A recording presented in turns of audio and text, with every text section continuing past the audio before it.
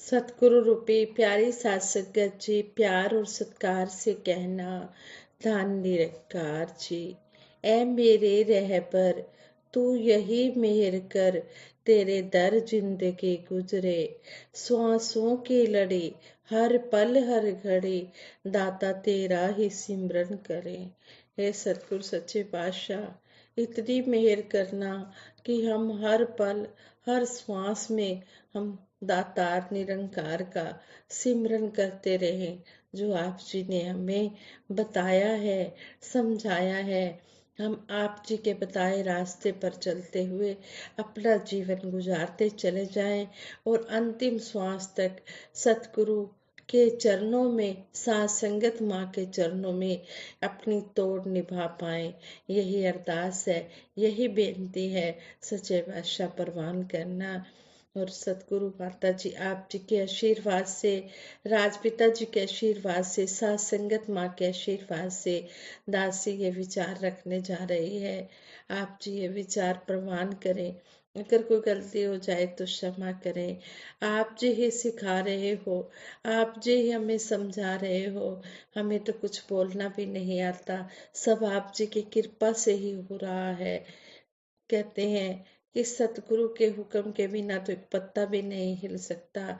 सतगुरु चाहे हर बंदे से हर एक काम करवा सकता है, गूंगे से राग गंवा सकता है, पिंगले से पर्वत पार करा सकता है।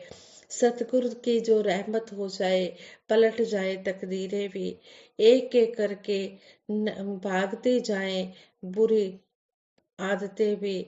सतगुरु की रहमत से ही सब कुछ हो सकता है। पूरे गुरु की शरण में आकर ही यमराज से छुटकारा हो सकता है।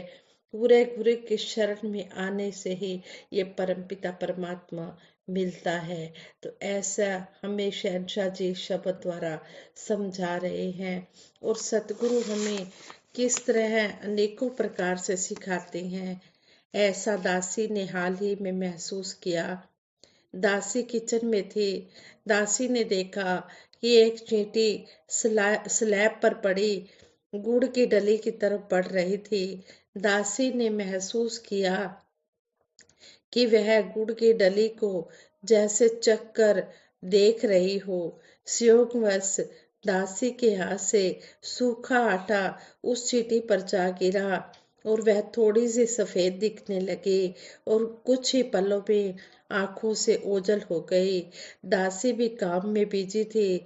दासी को महसूस हुआ कि मानो सतगुरु सच्चे पातशाह हमें समझा रहे हैं, जब कुछ भी अच्छा पाओ वह देखो, उसे मिल बांट कर ग्रहण करो। दूसरी बात दासी ने यह महसूस की कि जैसे हमने ब्रह्म ज्ञान को पा लिया है, चख लिया है, तो हमने यह आवाज संसार को देनी है, संसार को इसकी तरफ खींच कर लाना है। आवाज देने का ढंग सतगुरु समझाते हैं कि ज्ञान कर्म में ढल जाए तो जीवन का श्रृंगार बने, कि हम इस ज्ञान के द्वारा सज जाए। जैसे दासी को याद आ रहा है कि शायद एक बार किसी समागम, शायद मुंबई में, जिसमें बाबा जी स्वयं विराजमान थे, वर्षा हो रही थी। समागम के दौरान वर्षा हो रही थी। सतगुरु बाबा हरदेव सिंह जी महाराज ने फरमाया कि जैसे वर्षा में भीग जाने के बाद पता लग जाता है कि हम वर्षा में भीग गए हैं, ऐसे ही सत्संग के बाद हमसे कोई सज्जन मिले तो उन्हें यह पता लगना चाहिए कि हम सत्संग से होकर आए हैं। यानी सत्संग विज्ञान प्राप्ति के बाद हम में दैवी गुण, दया, क्षमा, करुणा, सहनशीलता, विशालता इत्यादि आ जाए। चींटी वाली घटना के संदर्भ में ही दासी सोच रही थी कि छत्रपति शिवाजी को भी कैसे उनके गुरु सम्राट गुरु रामदास जी ने एक पत्थर को तोड़कर उसके अंदर जागृत कीड़े को दिखाकर समझाया था कि प्रभु स्वयं हमारी पालना करती हैं। सतगुरु के समझाने के अपने अनेकों ढंग हैं। जिस भी भाग्यशाली मानव को समझाना चाहते हैं, अपने तरीकों से समझा देते हैं, बशर्ते वह समझ पाए, वह अमल कर पाए। जो भी हमें सतगुरु सिखाना चाहते हैं उस बात को हम समझ पाए और अमल कर पाए, तभी बात बनती है। ज्ञान कर्म में ढल जाए तो जीवन का श्रृंगार बने। आज संगत जी कहते हैं मार्च अप्रैल के समय में लगभग पूरे देश के स्टूडेंट्स एनुअल एग्जाम में बिजी रहते हैं। इन दिनों एक वर्ड जो अक्सर स्टूडेंट्स के मुंह से सुनने को मिलता है वो यह है कि यह पेपर या यह क्वेश्चन तो आउट ऑफ सिलेबस आ गया है, आउट ऑफ सिलेबस है, यानी कि हमारे पाठ्यक्रम से बाहर का है। कुछ स्टूडेंट्स तो साल शुरू होते ही अपनी स्टडी में लग जाते हैं और धीरे धीरे नवंबर दिसंबर तक अपना कोर्स पूरा कर लेते हैं और बाकी का समय वे रिवीजन में लगाकर एग्जाम्स के लिए तैयार होते हैं।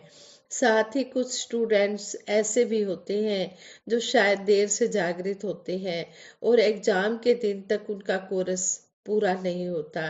स्टूडेंट्स चाहे किसी भी प्रकार के क्यों ना हो, सभी ने एक ही तरह के क्वेश्चंस का आंसर निकालना होता है। और जो स्टूडेंट्स पूरी तरह से प्रिपेयर होते हैं, तैयार होते हैं, वो शायद out of syllabus out of syllabus वाली बातों से परेशान नहीं होते और अच्छा काम करके आते हैं, अपना अच्छा एग्जाम देकर आते हैं। इसके विपरीत देरी से तैयार होने वाले स्टूडेंट अक्सर आउट ऑफ सिलेबस से विचलित होकर गलत क्वेश्चन सोल्व कर बैठते हैं। इस परिस्थिति में सबसे इम्पोर्टेंट बात यह है कि एवरी स्टूडेंट को आउट ऑफ सिलेबस वाली परिस्थिति के लिए तैयार रहना चाहिए। आप ऐसा नहीं सोच सकते कि जैसी तैयारी आपने की है पेपर भी उसी के अनुसार आएगा। ऐसा संभव तो है परंतु जरूरी नहीं। यह बात तो रही स्टूडेंट्स की लाइफ की। अगर अब हम इसी बात को अपने पूरे लाइफ में अगर हम लागू करें तो हम भी जिंदगी में बहुत कुछ आउट ऑफ सिलेबस से मिलती जुलती सिचुएशन का सामना करते हैं। हम अपने आप से पूछें कि क्या हम उस अवस्था के लिए तैयार हैं। घर में बच्चा जन्म लेता है, उसके जन्म से ही उसके फ्यूचर के सपने बनने शुरू हो जाते हैं। एक अलग तरह से हमारे दिलो दिमाग में उसके फ्यूचर के प्रति एक कल्पना बन जाती है, परंतु समय के साथ साथ शायद वो सारे सपने, सारी कल्पनाएं एक एक करके ऐसे ही रह जाती हैं, पूरी नहीं होती। क्या हम सचमुच उन परिस्थितियों का सामना करने के लिए तैयार होते हैं? क्या हमारे आपके आसपास के अपने फ्रेंड्स की लाइफ में कुछ ऐसा आउट ऑफ सिलेबस नहीं हुआ? कोई हमारी बहन छोटे छोटे बच्चों के साथ विधवा हो गई, किसी के घर में जवान बेटे की मौत हो गई, किसी का बेटा बुरी संगति में पड़ गया, किसी ने बिजनेस में इतना नुकसान उठाया कि विरासत में मिली धन दौलत ही अपनी गंवा बैठा। किसी ने अपना कहते हैं कि कर्जे के बोझ में दबकर सुसाइड कर लिया। इस प्रकार के और भी अनेकों ऐसे घटनाक्रम हमारे जीवन में आते हैं जिनका सामना करने के लिए निश्चित रूप से हमारी मानसिकता तैयार नहीं होती, परंतु इन सभी को सॉल्व करने में हमें तैयार रहना चाहिए। इन सभी को हल ढूंढने में हमें तैयार रहना चाहिए। जो व्यक्ति अपना हर एक कर्म प्रभु को समर्पित होकर करता है, उसके जीवन में भी अगर कोई ऐसा आउट ऑफ सिलेबस क्वेश्चन आता है तो उसके समर्पण का प्रूफ भी यही है कि वे ऐसे समय पर विचलित ना हो। ऐसे व्यक्ति प्रभु की इच्छा को सत्य एक्सेप्ट करके फिर अपना नेक्स्ट कर्म करते हैं।